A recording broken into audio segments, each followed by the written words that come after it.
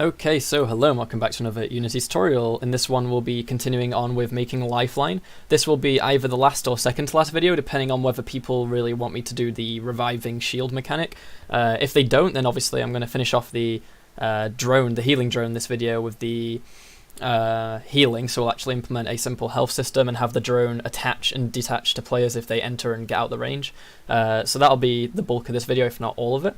And then people, if you want to see the revive thing, then I'll have to plan that for the next video. I'll have to make some way to know if someone's down on the ground and to res them and bring up the shield. But if you're not that bothered, then we can move on to the next character, because this is basically Lifeline's kit mainly, with the heal drone and the cargo drop thing, the supply drop. So yeah, again, I'm looking for suggestions in the comments. And also, after my exams in like a month's time, when I do these kind of videos, I'll put a lot more effort in. I'll actually do models and animations and everything, and it'll be a lot cooler. But for now, I'll be focusing just on mechanics, because then the videos don't drag on quite as long. But yeah, we'll get into the video in a minute. So first I want to thank my patrons, with special thanks to Thomas Huster, Remy Baldwin and Phil Baum for their donations on Patreon this month. If anyone else is able to help out, then the link is in the description below, and you gain access to these project files and any other project files you wish from like this video onwards, pretty much. Yeah, so let's get into that. What we need to do is we need to change some stuff that I did with in episode 1 of Lifeline, which is I made a attach to player script, which was just quickly to make it work, where essentially when it starts we find the player and just get them as a target and draw a line to them. But we need to be able to adapt and have as many people as we want in it. We need multiple line renderers, and we also need multiple people in the targets list, so we're going to have to tweak that in a second. We'll also use a coroutine to handle it. We want a delay when the drone's put out. It doesn't actually attach instantly, it waits like half a second to a second or something like that. So we're trying to match the ability as much as possible without taking forever. Now one thing is on the drone, so if I go to prefabs, go back to the drone, wherever that is, heal drone, we just chucked a line render on there, but the only problem with that is if we then want more line renderers off to multiple targets, you can't just add more line renderers. You can only add one on the same thing. So the way I imagine we would do this is we would have the script create children of the object with their own line renderers, and obviously it would have to have the same settings on it. So what I reckon we do is we make a prefab for one of these line renderers, and then we just spawn those prefabs and then destroy them as people enter and leave. So what I reckon we do is we go to the heal drone and we go to this line renderer, we copy it, and then we remove it, so we've got all the same settings. Let's go to attach to player, because now we don't need a line renderer on there, technically. We're going to change the script in a second. So now that there's no more require component, I can make sure it's copied and I remove it. And then on this like child object, I'll just go paste it, so paste component as new. So it's got all the settings on it, and then this game object, we can call it like heal tether. I don't know if that's even how you spell tether. That's what I'm going with. All right, let's go for prefabs, and we'll make the heal tether be its own prefab. It's quite simple, but we just want to be able to spawn it in with the same settings, so it makes sense to keep it as a prefab. And now if we go back to the drone, we want to delete this heal tether as a child, because by default it shouldn't have anything on it, right? If we get rid of the attach to player code off here, or if we just disable it and go press play and chuck out this object, it should just hover, but it shouldn't have the attaching anymore. See, so it just hovers there, it doesn't attach. Good. So now we need to enable it, but we want to change its logic a bit. So we might as well scrap it all, because it's going to be quite a bit different. So let's just get rid of that, and I'll zoom in, don't worry. So what do we need? I might even rename it to be like specifically for her, but it doesn't matter. What we want is we want a list of transforms. So it needs to be an actual list, not an array, because it's going to grow and shrink in size. So serialize field private list of type. Now, yeah, I'm going to make this be specific to Lifeline. So we'll actually call it like Lifeline heal. Well, then again, it could just be heal nearby players, because I'm not actually designing a game here, it's just mechanics. It's not really that big of a deal. let's call it heal nearby players. Ideally, I would split this all up so the tethering is separate and everything, but it's fine. Now, this list, we want to store a list of like people to heal. So we should go and make a health script. So let's go scripts, create C# script, and we'll call it just like player health. We want to keep the script really simple because all we need to do with it for the sake of this is just be able to have a health value and have it be healed. So we want a max health to set, so CLS field private float. Oh, we'll go with int. Now we'll do float. Max health. And then we want a private int, a private float current health, but for the sake of this we want to actually see it in the inspector, so we'll put it as serialized field. Current health. Okay. And what we want to do is we want to do the namespace just because it's good practice. So creating characters. Cool. What we need to do with this is we need to have a heal function. So externally we can call heal on the player health. We'll pass in a float heal amount. And then we'll simply say current health plus equals the heal amount. And then we'll just say if the current health is greater than the max health, set the current health equal to the max health. So this stops us going over the max health. Obviously you might have deal damage in here, but all we care about is healing now. For me to deal damage, I'm just going to manually drag their current health down, just for the sake of demonstration. The point is, we want to check now whether something has this class on them, and if they do, then we'll try and tether to that. So we want a list of player health called player targets, maybe, equals a new list of, a new list of type player health. I'll zoom out one so you can actually see it. Okay, so now even though it's serialized field, I don't plan on setting it in the inspector. I want to set it through code by checking every so often, you know, who's nearby. So what we can do is we can use a sphere cast. Now we'll do it in a coroutine. So let's write a private I enumerator. I've done coroutines in the past. I don't need to sit here and explain them again. So the coroutine is going to be it's just pretty much the main, you know, if I could call it heal nearby players or something, you know, just what should I call it? Heal and tether. I really can't think of a good name for it now. We'll go with that. So this function is going to handle everything. We need to call this on start. So when we start, we want to start coroutine, heal and tether. Technically, I think you could just call this private enumerator start and it would actually work, but I'm not 100% certain on that. So the reason it's telling us the problem is because we don't actually let's make sure we're including the right libraries. With this, we need to return a type enumerator by yielding. Now, this is weird syntax, but if you've used it before, then you'll get used to it pretty quickly. Enumerators are functions that you can have essentially be paused and continue over multiple frames, because normally in any other function, all the code has to be executed in the frame that it's called in before it actually renders the frame, whereas with coroutines you can tell it to like skip to the next frame without finishing the coroutine fully. So that's what it's used for, and that's what we're going to do here. So we want a float for start delay, which is going to be just how long we wait before actually attaching. So we're going to say yield return new wait 4 seconds. You pass in how many seconds? Start delay. So as soon as we hit this coroutine, which is when we start, we're going to wait. It's going to keep doing this line until the start delay has we've passed that much time, and then we'll go to the next bit. We'll do the rest of the code. So what we want to do now, after we've done the delay, is we want to do a loop. So we'll just say while 1. Now, if some people use coroutine, well, we say while true. If people have used coroutines before, this seems quite scary saying while true, because one problem about while loops is if I went to actually press play now on my game, it would just crash. As like, if this object was in the scene, it would just crash, because it would call this it would get to this loop while true. Okay, true is true, so it would do the code, which is nothing. So it would just do it again. You would get stuck in an infinite loop. So the way you make that not happen is you would put yield return new. Yield return null, which in English means go to the next frame. So it means you're done with all the stuff you want to do this frame, so go to the next frame, then loop again.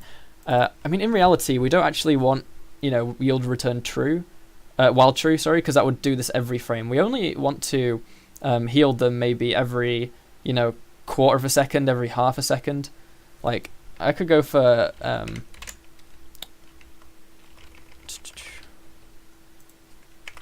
we could say, yeah, while true, yield return new, wait for seconds, and then the like 0.5f maybe, which is going to be how long between every heal and tether check.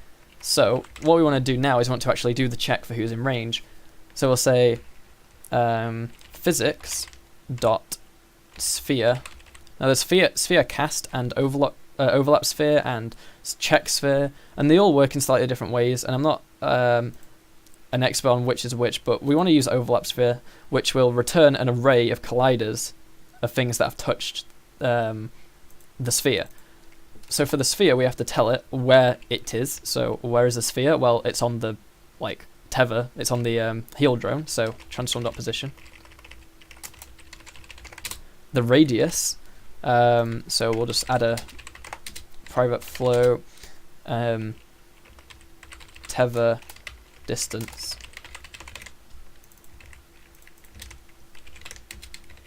Is tether tether or tether? I have no idea. Let's just go with tether. So what other parameters have we got? I mean, I feel like that's fine actually, just to say that. But we need to return. Well, we return a collider array. So let's say collider array colliders equals that.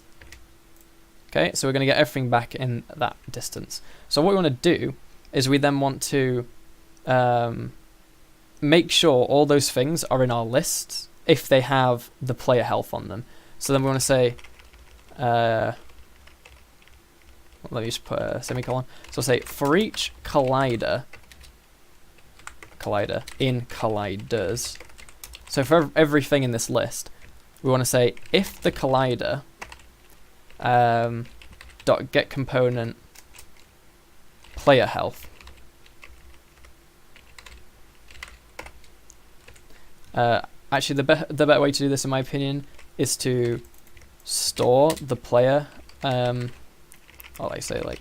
Current player equals that dot get component player health. So this could be either a reference to a player health script or null if the thing isn't a player, because obviously as it's checking around itself, it's going to hit walls and the floor. We don't want to try and heal and tether to walls and the floor. So only if it has the player health script do we care. So do that. If it doesn't have that on it, we can just say return. We don't want to return. We want to go to the next iteration of the loop. So we can say if current player is null, continue. If you double click on continue, it shows you the loop you're continuing, so you'll go to the next thing in the loop. Alright, so at this point we know we've found something that's healable and it's in our range. So basically we want to actually heal it. So what we want to say is if player target dot contains current player, but then we want to say if not. Actually, we could just say if it contains, then not return, sorry, it's continue. Yep. So we're going to continue if either the thing we've hit isn't a player, or if it's already in our list, then we're fine to keep it in there. Because what we could do is every single time we do this, we could clear our list and then repopulate it. But so I guess the problem is now we don't know when to remove people from the list, because it's obviously if they don't turn up in this. So I guess at the end, what's the best way to do this? I reckon actually, at least for now, it might not be the most efficient way, but we should, every time we do this loop here, we want to say player targets.clear. And then we just want to say player targets dot add current player. We don't want to do any checks because we're going to clear it every 0.5 seconds. We're going to clear the list and then add all the ones that are currently in the range.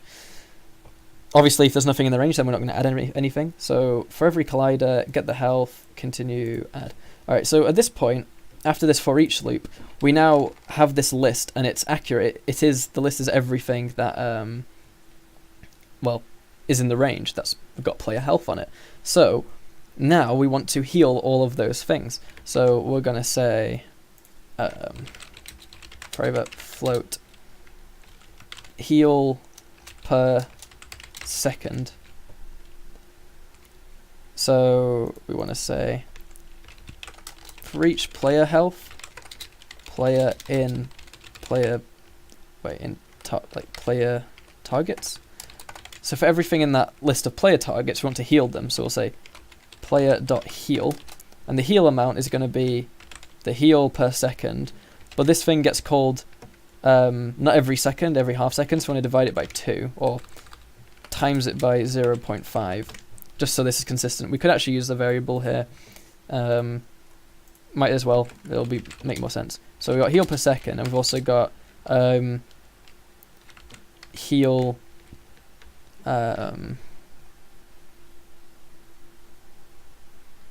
heal rate, maybe, or like time between heals.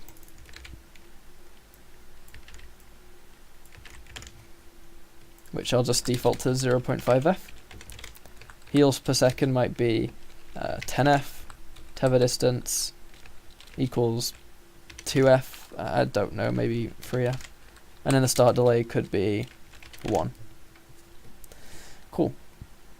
So now we've healed them all.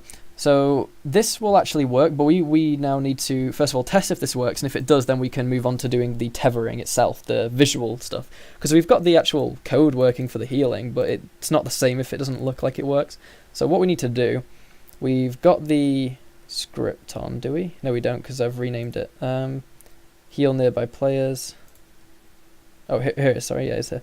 So we can see player targets, current size is 0. Now, it explodes after 10 seconds, so I'm just going to disable this script for now so we can do some testing. We're going to go throw it out and it'll stay there. And if I go to the game, go to life, or the heal drone, sorry, we've got 0 targets. The reason we got 0 targets is because Lifeline doesn't actually have the health script on it. So let's go to the prefabs and the base. Let's just call this Lifeline instead of Lifeline variant, and then player base, we're going to add a player health script with a max health of 100 and maybe a current health of 20, just as like a starting value.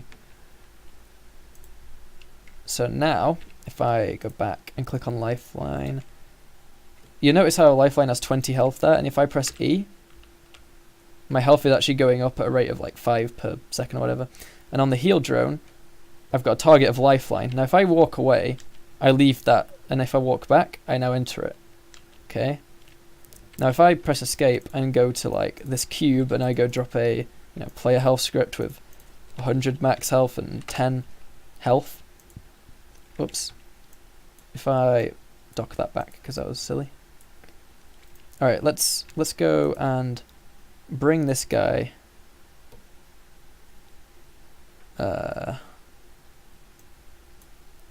Should we try and make him do some fancy movement? Alright, notice how when he comes over to us, the heal drone now has just me, and now it has the cube, and now just me. And then this cube is on 55 health, and it comes over here, 60, 65, 70, 75, 80, goes away, and then comes back again, 85, 90, 95, 100, and then when it comes back it won't get healed because it's on full health.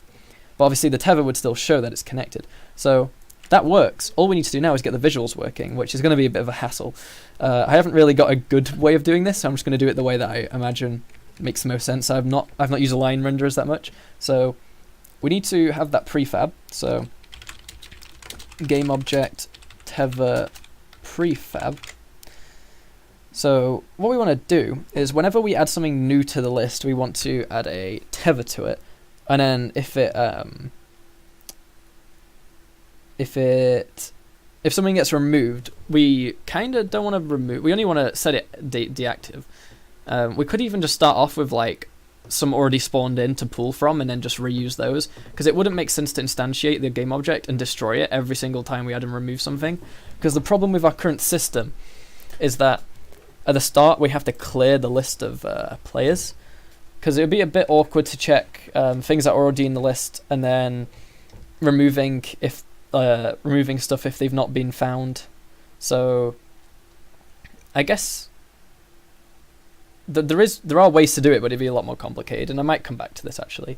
But for now, the way we're going to do it is we're going to spawn in tether prefabs on this object as children.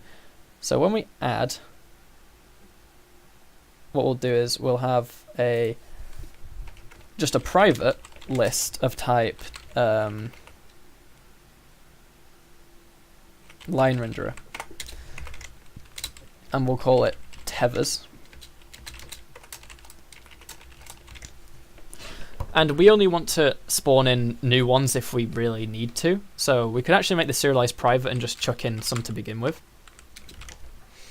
So with these tethers, we'll say, alright, we've added everyone to the list, and we're going to go through all the players in the player targets. And then we want to say, as well as healing them, we will attach a line renderer to it. So for a line renderer, we need to assign each line renderer to a different target in that list. So we'll say line tethers. Now tethers is a list, so we need to know which index to go for, but the problem is before we go for the index, we need to check if there's actually enough things in the list to get to the index we want to get to. So we'll say I guess instead of this players, we'll actually just do a for I loops, and then I can get indexes. It'll be easier. So we'll say for I in range player targets dot count, and we'll say do the same thing, but it's player targets I instead of player, and get rid of that loop. Yeah, that's fine. Then we want to say if tethers dot count. Now let's say let's say tethers has 2 things in it, then the index we're going for at the end would be 1. So we want to say if the index I, which is 0 in this case, if I plus 1 is greater than tethers.count, then do this. I don't know what I've pressed to make. Oh, there we go. Cool. So if we've got 5 things, we're on index 5, we're checking. If 6 is greater than tethers.count, then we want to spawn a new one in. Otherwise, we'll be fine because we've got the right amount. So if I plus 1 is greater than tethers.count, we want to say tethers.add, and we want to instantiate the tether prefab. I can't type. Tether prefab, and with the parent of us, so transform. That's pretty much it. Wait, what have I done wrong? Oh yeah, and then we need to do .get component line renderer semicolon. So this handles adding a new line renderer if we need to. Otherwise, all we're going to do is we're going to assign each line renderer to link between us and the certain player target that we're on about now. So we're going to say tethers I dot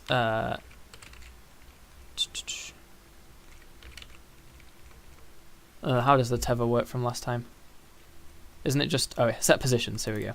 So we're going to set positions to a new vector-free array with the values of our position and player targets I dot transform dot position. Okay. So that works. So for every target, we're going to make sure we have a line renderer. So then the only problem is now when someone leaves the zone, the line renderer is going to basically fail because, well, it's not going to fail. It's just going to stay drawn to where the player was when they left. But we actually want to like hide it if there is no more. So I guess in reality, what we want to do is we want to do this tether binding after this loop, because the problem with doing it in here is there's going to be more tethers than player targets, but never the other way around. So what I'm going to do is I'm going to say for each, I'll do another for I loop, it makes sense. For I range tethers dot count if player targets I does not equal, no wait, oh. So yeah, as I said, there might be more tethers than player targets. So if player targets dot count, so player targets dot count could be like 3, which means they have a max index of 2. So I essentially want to do the same thing here, but not spawning in anything new. We don't want to spawn in a player if we're missing a player. So if the index I plus 1 is greater than that, return. Actually, we don't want to return. We just want to, if that is less than or equal to, then do this code. And we've copy and pasted that. Set the position. Else, set positions, tethers I dot set positions. And I guess, can you use clear positions as that function? I'll just set it to a new vector free with no values. Whoops, not 0. Cool. Well, let's give it a go and hope for the best. Heal drone. I really can't read. Tether prefab, heal tether. Player targets. We don't want to set that ourselves. And you know what? For now, we'll just leave the tethers there. Actually, we'd even for the tethers, we could just set them enabled false. Okay, that's one of a problem. So yeah. So for all the tethers, if not, then we'll just say tethers I dot enabled equals false. But if we do this, then we want to obviously enable the tether. The one problem there is because this coroutine's only happening the heal's only happening every so often, but the tether we actually want to update every frame. So in reality, we should take the tether part. So for all the tethers, set that. So we can just do that in the update. I'm pretty sure if we just copy and paste that, we shouldn't have any problems. I'm not promising anything, but we shouldn't have any problems, I hope.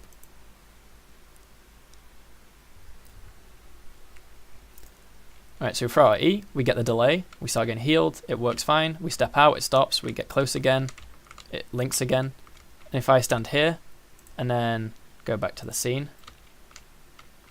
we're being healed by it. So if I go give this guy the player health script, max health 100, 10, whatever, and if we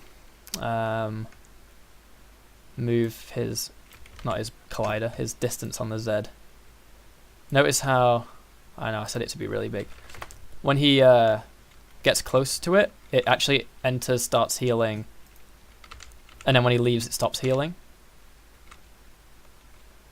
And the thing is, when it leaves, these line renderers actually stick around, so that if we leave and join back, it doesn't spawn in new line renderers. It only spawns in new ones if we need to. So it's essentially a pooling system.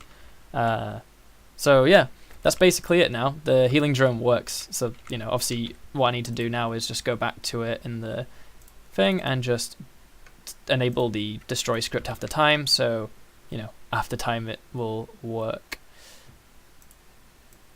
So I could go and get some more static objects. So I could go and move this cube over here near us, and then just give this a player health script for the sake of testing. and then press play and go drop it. And it heals to both of us as long as we're in range. And then, as you see over here, it's actually being healed. Current health is being healed. And when it times out, it's just going to destroy itself and stop. And I'm healed too, hopefully. So it healed both of us. Yep. Okay, cool. So yeah, obviously that could be optimized a bit more, but it works just fine. So I hope you enjoyed this video. Please leave down below what you want to see next. Any Unity videos I'm happy to do, just any topic at all. Maybe apart from shaders, I'm not an expert on shaders. But anything else, I'll be sure to give a go and help you guys. Leave suggestions what you want to see. Join our Discord server if you haven't already. Check out my Patreon, all the stuff that I need to say to be a YouTuber. But yeah, if you haven't already left a like and subscribe, that would mean a lot. But apart from that, thanks for watching and goodbye.